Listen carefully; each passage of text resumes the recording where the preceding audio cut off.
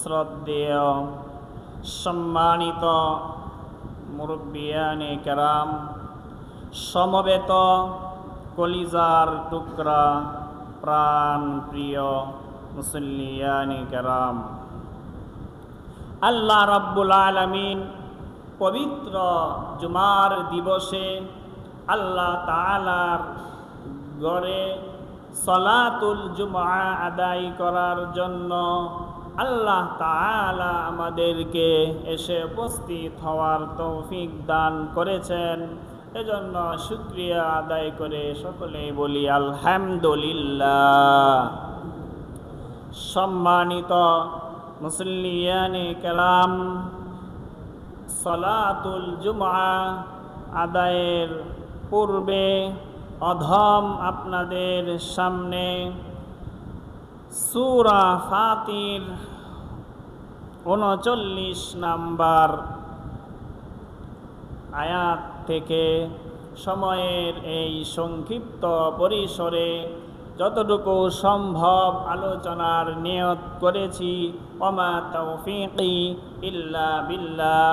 আল্লাহ রাব্বুল আলামিন কুরআনুল কারীম এবং হাদিসের দিক নির্দেশনা অনুযায়ী আমাদের জীবন পরিচালনার তৌফিক দান করেন। সকলেই বলি আমিন। সম্মানিত মুসল্লিয়ানে কেরাম, চলুন কাল বিলম্ব না করে শয়তানের ওয়াসওয়াসা থেকে পানাহ চেয়ে পরম করুণাময় অসীম দয়ালু আল্লাহ তাআলার নামে সেই মহামূল্যবান আলোচনার দিকে আমরা যাই। সকলেই বলি আউযু বিল্লাহি মিনাশ শাইতানির রাজিম। বিসমিল্লাহির রাহমানির রাহিম।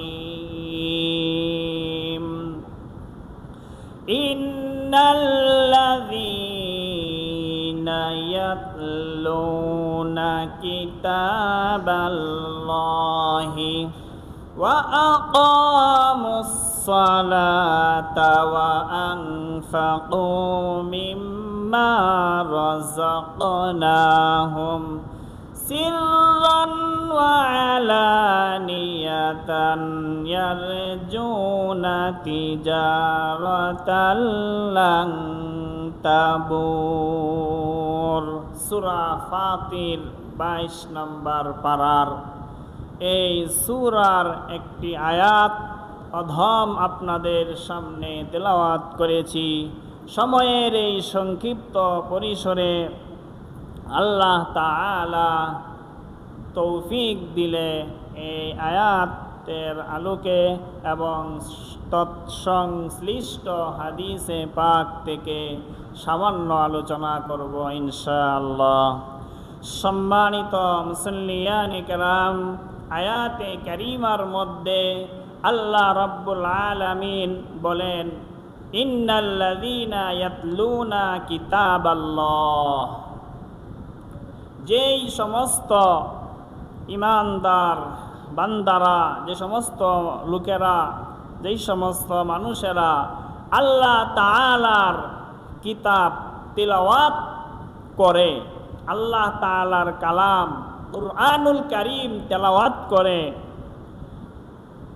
ওয়া আকামুস সালাতা এবং নামাজ আদায় করে, যথা সময়ে ৫ ওয়াক্ত নামাজ পড়ে, ওয়া আনফাকু মিম্মা রাযাকনাহুম এবং আমি যেই অর্থ সম্পদ তাদেরকে দিয়েছি সেই আমার দেওয়া অর্থ সম্পদ থেকে তারা খরচ করে, যাকাত দেয়, ফিতরা আদায় করে, আল্লাহর রাস্তায় খরচ করে, প্রকাশ্যে খরচ করে এবং গোপনেও দান করে।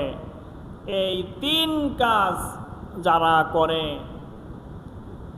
আল্লাহ তাআলা বলেন, ইয়ারজুনা তিজারাতাল লান তাবুর, তারা এমন ব্যবসা তারা করতেছে যে ব্যবসা লাংতাবুর, আল্লাহ তাআলা বলেন কখনো তাদের লস হবে না, কখনো তাদের নষ্ট হবে না, তারা লসের ভিতরে পড়বে না। এই রকম সুনিশ্চিত লাভবান ব্যবসা এটা। আল্লাহ তাআলা বললেন এটাকে আল্লাহ তাআলা ব্যবসার মতো বললেন, কারণ এই তিনটা কাজ যদি আমরা করি, এক নম্বরে এখানে বলা হলো আল্লাহ তাআলার কালাম কুরআনুল কারীম তিলাওয়াত করা, আর 2 নম্বর বলা হলো নামাজ পড়া, 3 নম্বরে বলা হলো যাকাত ফিতরা দেওয়া, আল্লাহর সন্তুষ্টি অর্জনের উদ্দেশ্যে দান করা। এই তিনটা কাজ যারা করে আল্লাহ তাআলা বলেন যে তারা এমন ব্যবসা তারা আত্মনিয়োগ করেছে যে এই ব্যবসায় কোনো লস নাই। অর্থাৎ এই তিনটা কাজ যদি আমরা করি, নামাজ পড়ি, দান সদকা করি, যাকাত ফিতরা দেই, কোরআন তেলাওয়াত করি, তাহলে এইগুলো যদি আমরা করি আল্লাহর সন্তুষ্টির জন্য, তাহলে এই তিনটা কাজ আমরা আল্লাহর সন্তুষ্টির জন্য করলাম, আল্লাহ তাআলাকে আমরা দিলাম, আর আল্লাহ তাআলা বিনিময়ে আমাদেরকে জান্নাত দিবেন। সুবহানাল্লাহ। তাহলে এইটা একটা ব্যবসার মতোই। ব্যবসার মধ্যে যেরকম গ্রাহকরা একটা কিছু দেয়, আবার বিক্রেতা একটা কিছু দেয়, পণ্য দেয়, তাহলে এইটাও একটা ব্যবসার মতোই যে আমরা আল্লাহ তাআলার জন্য তেলাওয়াত করলাম, আল্লাহ তাআলাকে নামাজ উপহার দিলাম, আল্লাহ তাআলার সন্তুষ্টির জন্য দান করলাম, এগুলো আল্লাহর সন্তুষ্টির জন্য করলাম, আল্লাহ তাআলাকে আমরা দিলাম, আর আল্লাহ তাআলা আমাদেরকে জান্নাত দিবে। তাহলে এটা একটা লেনদেনের মতো হলো। এই হিসাবে আল্লাহ তাআলা এটাখানে ব্যবসা শব্দ ব্যবহার করেছেন যে এটা এমন ব্যবসা যারা এই কাজগুলো করে তারা কখনো লস হবে না, অর্থাৎ তারা সফল কাম হবে। এই জন্য সম্মানিত মুসল্লিয়ানে কারাম, এই ব্যবসা আমরা করতে সবাই রাজি আছি না ইনশাআল্লাহ?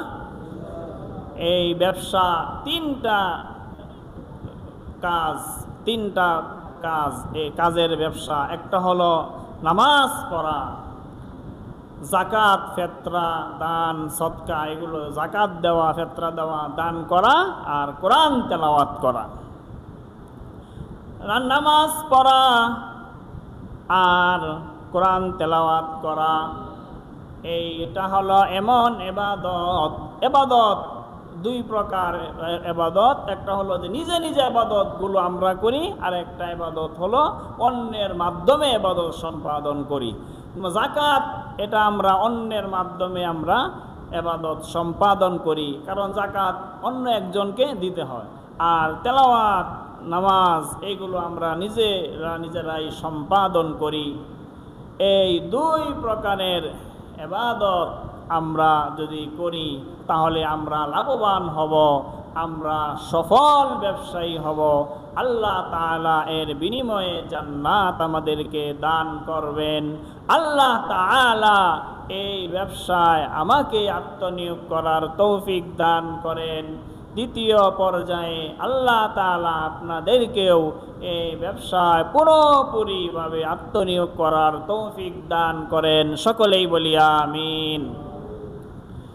সম্মানিত মুসল্লিয়ানে কেরাম, আল্লাহ তাআলা ব্যবসার একটা কাজ হলো দান সদকা করা, আরেকটা কাজ হলো নামাজ আদায় করা।